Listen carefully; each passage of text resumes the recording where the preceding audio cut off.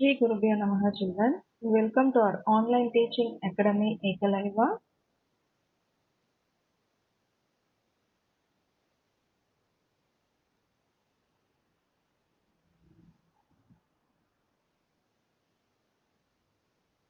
Today we are going to start our new lesson in economics, unit 4. Our topic is government and taxes. This is the topic of our lesson. First, we should know what is meant by tax. Tax is levied by government for the development of the state economy. So to develop the state, the government needs some revenue. So the revenue of the government depends upon direct and indirect taxes which is levied by the government to the people.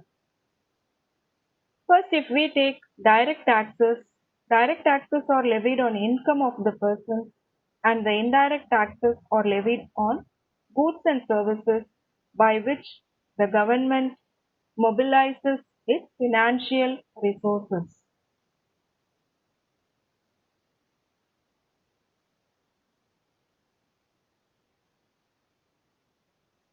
Next, we are going to discuss about the learning objectives of this lesson.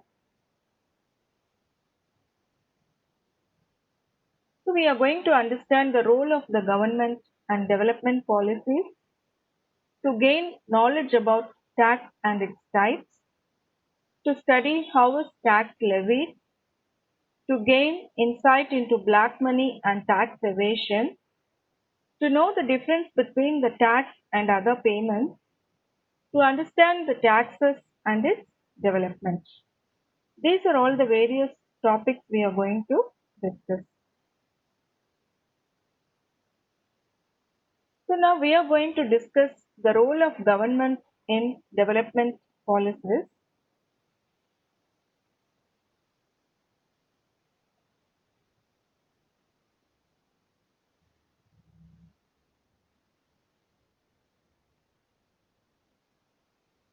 In India, three levels of government, namely union government, which is otherwise called central government, state government, and local government, have been carrying out various functions for the benefit of people and society at large. So these roles are divided into seven categories. So first, defense, foreign policy, conduct of periodic elections, law and order, public administration, redistribution of income, regulate the economy. First, we are going to discuss about defense.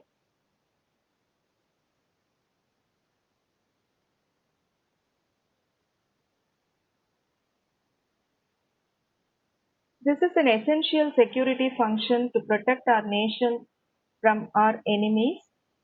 We know that we have three services, namely Army, Navy, and Air Force. The central government is responsible for creating and maintaining defense forces. Next, if we take foreign policy, in today's world, we need to maintain friendly relationships with all the other countries in the world. Especially, India is committed to world peace. We should also maintain economic relationships through exports and imports, sending and receiving investments and labor. This service is also provided by the union government. Next, conduct of periodic elections. We know very well that our country is a democratic country. We elect our representatives to parliament as well as the state assemblies. The union government creates laws and administrative system and conducts elections to these two legislature institutions. Similarly, the state government conduct elections to local bodies within the state. Next, we are going to discuss about the function of governments towards law and order. Both the union and state governments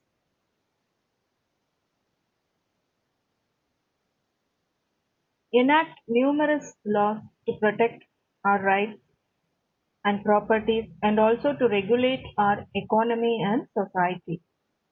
To settle disputes, the union government has a judicial system consisting of courts at the national, state, and lower levels. And if we take state governments, take the responsibility for administering the police force in that respective states. Next one, public administration and provision of public goods. The government generally administers the economy and society through various departments. For example, you can take revenue department, schools, hospitals, rural development, and urban development. For example, if you take the local governments provide public goods like local roads, drainage, drinking water, and waste collection and disposal. These are all the various functions of the local government.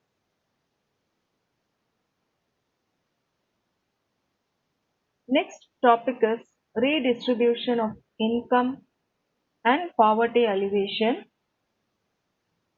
Governments collect various taxes to finance the various activities mentioned, which we discussed in our previous paragraph.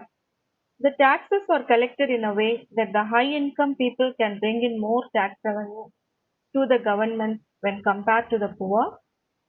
The governments also spend money such that the poor are given some basic necessities of life like food, shelter, clothing, education, healthcare, and even it is providing some monthly income to the people, very poor people, and especially old people. So, thus, collecting taxes and spending for the poor is how the government redistributes income and introduces various measures to reduce poverty. So, we have various poverty alleviation programs planned by state government as well as the central government. Last one, regulate the economy. The union government, through the Reserve Bank of India, controls money supply and controls the interest rate.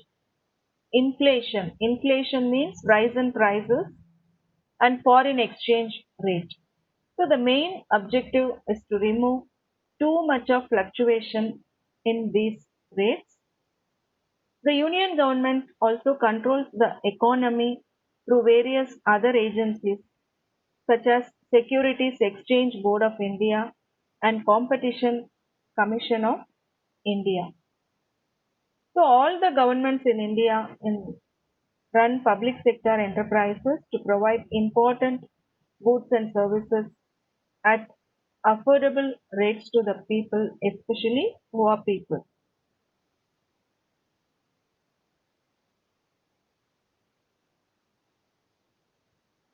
Next, our topic is tax.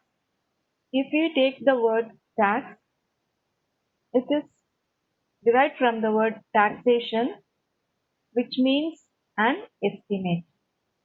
So, taxation is a means by which governments finance their expenditure by imposing charges on citizens as well as corporate entities. The main purpose of taxation is to accumulate funds for the functioning of the government. So, taxes are compulsory payments to the government without expectation of direct return or benefit to the taxpayer. So Professor Seligman, he also gave a beautiful definition about tax. A tax as a compulsory contribution from a person to the government to overcome the expenses incurred in the common interest of all without reference to special benefits conferred. So as we are paying tax, we couldn't expect any direct benefits. As I am paying tax, I have to get this and get that. Okay, now why taxes? The levying of taxes aims to raise revenue to the government to perform various activities and various developments. We know very well that our modern state is a welfare state. So it is in the hands of the government and it is the responsibility of the government to take care of the people. So taxation in India has its roots from the period of Manusmriti and Arthashastra. The present Indian tax system is based on this ancient tax system only. So government is performing, rendering various services for the welfare of the people. So some of these include expenditures on economic infrastructure such as transportation, sanitation, public safety, education, healthcare systems, and military, scientific research, culture, public works and public insurance, and the operation of government itself. So a government's ability to raise taxes is called this fiscal capacity.